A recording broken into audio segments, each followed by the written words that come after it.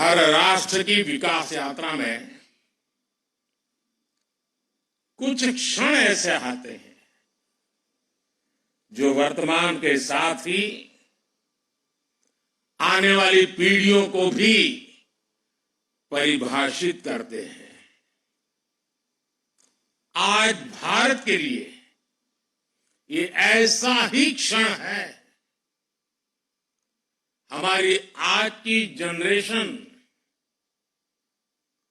बहुत सौभाग्यशाली है, जिसको जल, थल, नभ और अंतरिक्ष में ऐतिहासिक कामों का यश मिल रहा है। कुछ समय पहले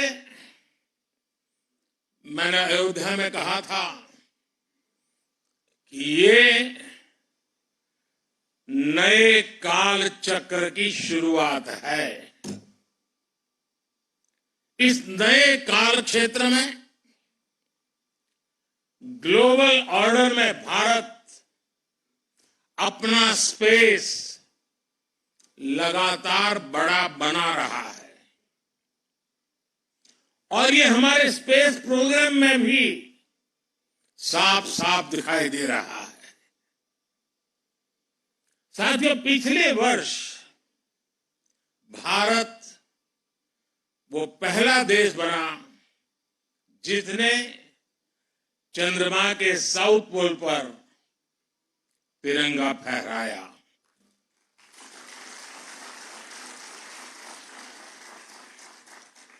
आज शिव शक्ति पॉइंट पूरी दुनिया को भारत के सामर्थ्य से परिचित करा रहा है। अब विक्रम साराभाई स्पेस सेंटर में हम सभी एक और ऐतिहासिक सफर के साक्षी बन रहे हैं। अब से कुछ देर पहले देश पहली बार अपने 4 गगनयान यात्रियों से परिचित हुआ।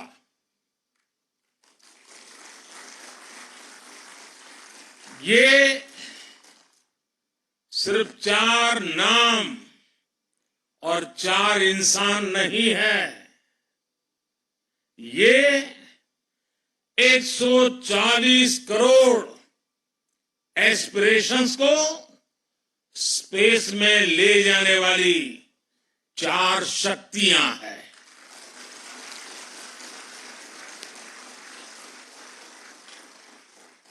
चालीस वर्ष के बाद कोई भारतीय अंतरिक्ष में जाने वाला है, लेकिन इस बार टाइम भी हमारा है, काउंटडाउन भी हमारा है और रॉकेट भी हमारा है।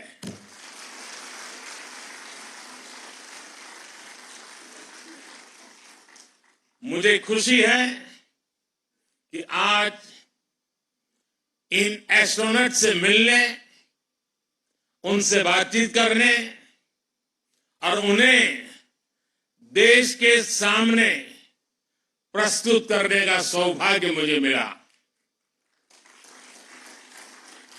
मैं इन साथियों को पूरे देश की तरफ से बहुत बहुत बधाई देता हूं, बहुत बहुत शुभकामनाएं देता हूं। 21वीं सदी के भारत की सफलता में आज आपका नाम भी जुड़ गया है। आप आज के भारत का विश्वास है। आप आज के भारत का शौर्य है, साहस है, अनुशासन है। आप भारत का गौरव बढ़ाने के लिए, अंतरिक्ष में तिरंगा लहराने के लिए पिछले कई वर्षों से दिन रात परिश्रम कर रहे हैं। आप भारत की उस अमृत पीढ़ी के प्रतिनिधि हैं जो चुनौतियों को चुनौती देने का जज्बा रखती है। आपके कड़े ट्रेनिंग मॉड्यूल में योग का एक बड़ा रोल है। इस मिशन में हेल्दी माइंड और हेल्दी बॉडी और इन दोनों का तालमेल होना बहुत जरूरी है। आप ऐसे ही जुटे रहिए, डटे रहिए। देश का आशीर्वाद आपके साथ है। देश की शुभकामनाएं आपके साथ है।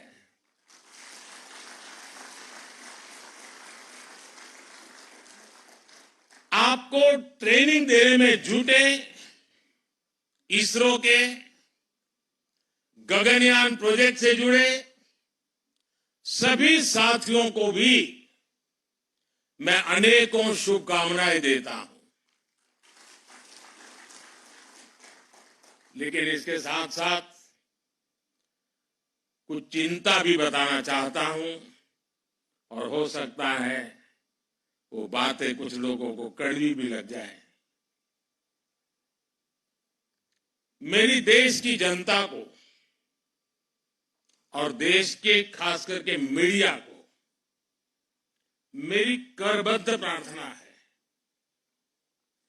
कि जो 4 साथी हैं उन्होंने लगातार पिछले कुछ वर्षों से तपस्या की है, साधना की है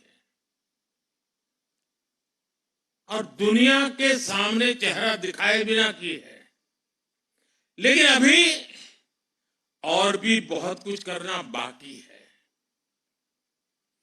अब उनको बहुत कठिन कसौटियों से गुजरना है। उनको अभी और अपने शरीर को, मन को कसना है। लेकिन हमारे देश का, हम लोगों का जैसा स्वभाव है, अब ये 4 सेलिब्रिटी बन चुके हैं। अब वो कहीं चाहते होंगे कोई ऑटोग्राफ लेने के लिए दौड़ेगा। अब उसको सेल्फी भी चाहिए, फोटो भी चाहिए, ऑटोग्राफ भी चाहिए। अब थोड़ा मीडिया वाले भी डंडा लेके खड़े हो जाएंगे, उनके परिवारजनों के बाल नोच लेंगे। बचपन में क्या करते थे, यहां कैसे गए, टीचर के पास चले जाएंगे, स्कूल में चले जाएंगे। यानी एक ऐसा वातावरण बन जाएगा कि इनके लिए वो साधना का कालखंड में रुकावट आ सकती है। और इसलिए मेरी करबद्ध प्रार्थना है कि अब रियल स्टोरी शुरू हो रही है। हम जितना उनको सहयोग देंगे, उनके परिवार को सहयोग देंगे, ऐसी कुछ चीजों में न उलझ जाए, उनका ध्यान एक ही रहे, हाथ में तिरंगा है, अंतरिक्ष है, 140 करोड़ देशवासियों का सपना है, वही हम सबका संकल्प है। यही भाव रहे। इसलिए हम जितनी अनुकूलता करेंगे, मैं समझता हूं देश का सहयोग बहुत जरूरी है, मेरे मीडिया के साथियों का बहुत जरूरी है। अब तक ये नाम बाहर नहीं गए तो हमारा काम ठीक से चलता रहा। लेकिन अब थोड़ी कठिनाई उनके लिए भी बढ़ जाएगी और हो सकता है उनको भी कभी मन कर जाए, चलो यार एक सेल्फी ले लेते तो क्या जाता है। लेकिन इन सब चीजों से हमें बच के रहना होगा। साथियों, यहां इस कार्यक्रम से पहले मुझे गगनयान के बारे में भी विस्तार से जानकारियां दी गई, अलग अलग इक्विपमेंट के विषय में जानकारी दी गई, उनके ऑपरेशंस के विषय में बताया गया। मुझे जानकर बहुत अच्छा लगा कि गगनयान में यूज होने वाले ज्यादातर उपकरण मेड इन इंडिया है। ये कितना बड़ा संयोग है कि जब भारत दुनिया की टॉप 3 इकोनॉमी बनने के लिए उड़ान भर रहा है, उसी समय भारत का गगनयान भी हमारे स्पेस सेक्टर को एक नई बुलंदी पर ले जाने वाला है। आज यहां अनेक प्रोजेक्ट्स का लोकार्पण भी किया गया है। इनसे देश का वर्ल्ड क्लास टेक्नोलॉजी के क्षेत्र में सामर्थ्य तो बढ़ेगा ही, साथ ही रोजगार के भी नए अवसर बनेंगे। और साथियों, मुझे खुशी है कि हमारे स्पेस सेक्टर में विमेन पावर, इस विमेन पावर को बहुत महत्व दिया जा रहा है। चंद्रयान हो या गगनयान, महिला वैज्ञानिकों के बिना ऐसे किसी भी मिशन की कल्पना भी नहीं की जा सकती। आज 500 से अधिक महिलाएं इसरो में लीडरशिप पोजीशन पर हैं। मैं यहां मौजूद सभी महिला वैज्ञानिकों, टेक्नीशियंस, इंजीनियर्स की हृदय से सराहना करता हूं। लेकिन इसके कारण पुरुष वर्ग नाराज न हो जाए, उनको तो मिलता ही रहता है अभिनंदन। साथियों, भारत के स्पेस सेक्टर का एक बहुत बड़ा योगदान है जिसकी उतनी चर्चा नहीं हो पाती। ये योगदान है युवा पीढ़ी में साइंटिफिक टेम्परामेंट के बीज बोने का। इसरो की सफलता देखकर कितने ही बच्चों के मन में ये बात आती है कि बड़ा होकर मैं भी साइंटिस्ट बनूंगा। वो रॉकेट का काउंटडाउन, उसकी उल्टी गिनती लाखों लाख बच्चों को प्रेरित करती है। हर घर में कागज के हवाई जहाज उड़ाने वाला जो एरोनॉटिकल इंजीनियर है, वो बड़ा होकर आप जैसा इंजीनियर बनना चाहता है, साइंटिस्ट बनना चाहता है। और किसी भी देश के लिए उसकी युवा पीढ़ी की इच्छा शक्ति बहुत बड़ी पूंजी होती है। मुझे याद है जब चंद्रयान 2 की लैंडिंग का समय था, पूरे देश के बच्चे उस पल को देख रहे थे। उस पल में बच्चों ने बहुत कुछ सीखा। फिर आया पिछले साल 23 अगस्त का दिन। चंद्रयान की सफल लैंडिंग ने युवा पीढ़ी को एक नए जोश से भर दिया। इस दिन को हमने स्पेस डे के तौर पर मान्यता दी है। आप सभी ने देश को अपनी स्पेस जर्नी में भारत को उपलब्धियों के ऐसे एक से बढ़कर एक पल दिए हैं। स्पेस सेक्टर में हमने कई रिकॉर्ड बनाए हैं। पहले ही प्रयास में मंगल ग्रह तक पहुंचने की सफलता भारत को मिली। एक ही मिशन में 100 से अधिक सैटेलाइट लॉन्च करने वाला देश हमारा भारत है। चंद्रयान की सफलता के बाद भी आपने कई उपलब्धियां हासिल की। आपने आदित्य L1 को पृथ्वी से 15 लाख किलोमीटर दूर सुरक्षित रूप से अपने ऑर्बिट तक पहुंचाया है। दुनिया के कुछ ही ऐसे देश ऐसा कर पाए हैं। 2024 को शुरू हुए अभी कुछ हफ्ते ही हुए हैं। इतने कम समय में ही आपने एक्सपोसेट और इनसेट 3DS जैसी सफलता हासिल की है। साथियों, आप सभी मिलकर भविष्य के लिए नई संभावनाओं के द्वार खोल रहे हैं। अनुमान है कि आने वाले 10 वर्षों में भारत की स्पेस इकोनॉमी 5 गुना बढ़कर $44 बिलियन तक पहुंच जाएगी। स्पेस के क्षेत्र में भारत एक बहुत बड़ा ग्लोबल कॉमर्शियल हब बनने जा रहा है। आने वाले कुछ वर्षों में हम चंद्रमा पर एक बार फिर जाएंगे।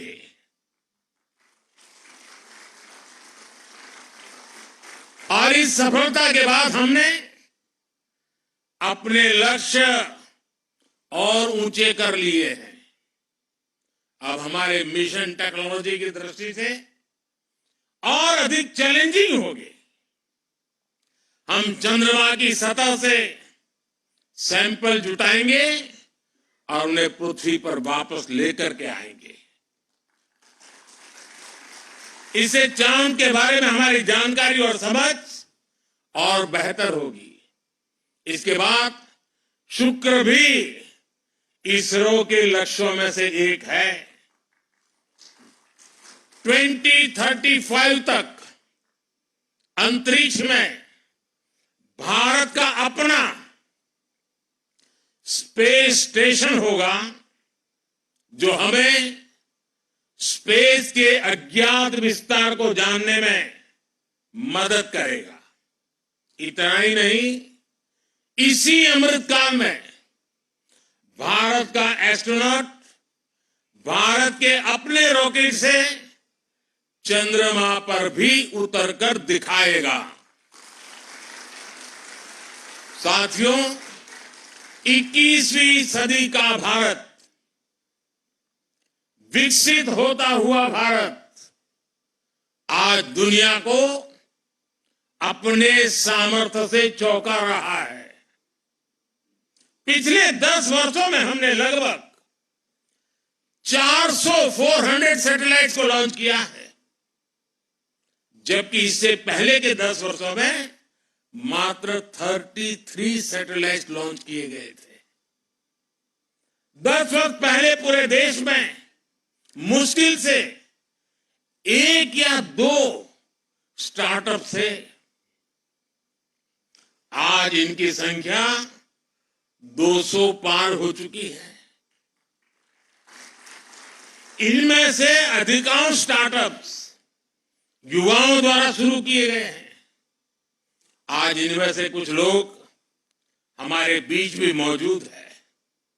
मैं उनके विजन, उनके टैलेंट और उनकी उद्यमता की सराहना करता हूं। हाल ही में हुए स्पेस रिफॉर्म्स ने इस सेक्टर को नई गति दी है।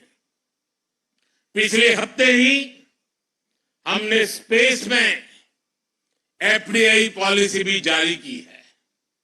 इसके तहत स्पेस सेक्टर में 100% फॉरेन इन्वेस्टमेंट को भी मंजूरी दे दी गई है। इस रिफॉर्म से दुनिया के बड़े बड़े स्पेस संस्थान भारत आ पाएंगे और यहां के युवाओं को पूरी दुनिया के सामने अपना टैलेंट दिखाने का मौका मिलेगा। साथियों, हम सब ने मिलकर 2047 तक भारत को विकसित राष्ट्र बनाने का संकल्प लिया है। इस संकल्प को सिद्धि तक पहुंचाने में स्पेस सेक्टर की भूमिका बहुत बड़ी है। और स्पेस साइंस सिर्फ रॉकेट साइंस नहीं है, बल्कि ये सबसे बड़ी सोशल साइंस भी है। स्पेस टेक्नोलॉजी से सोसाइटी को सबसे अधिक लाभ होता है, सबको लाभ होता है। आज हमारी डेली लाइफ में जो भी टेक्नोलॉजी यूज होती है उसमें स्पेस टेक्नोलॉजी का बहुत बड़ा रोल है। खेती में फसल की देखरेख हो, मौसम की जानकारी हो, साइक्लोन और दूसरी आपदाएं हो, सिंचाई के साधन हो, गाड़ी चलाने में मदद करने वाली मैप हो, ऐसे अनेक काम सैटेलाइट डेटा से ही होता है। भारत के लाखों मछुआरों को नाविक द्वारा सटीक जानकारी मिलने के पीछे भी स्पेस की ताकत है। हमारे सैटेलाइट्स हमारे बॉर्डर को सेफ रखने में भी मदद करते हैं, तो दूर सुदूर इलाकों में एजुकेशन, कम्युनिकेशन और हेल्थ सर्विसेज पहुंचाने में भी वो भरसक मदद करते हैं। इसलिए विकसित भारत के निर्माण में आप सभी की, इसरो की, पूरे स्पेस सेक्टर की बहुत बड़ी भूमिका है। मैं एक बार फिर आप सभी को अनेक अनेक शुभकामनाएं देता हूं। टीम गगनयान को विशेष रूप से 140 करोड़ देशवासियों की तरफ से शुभकामनाएं देता हूं। फिर एक बार आप सबको शुभकामनाएं देते हुए बहुत बहुत धन्यवाद।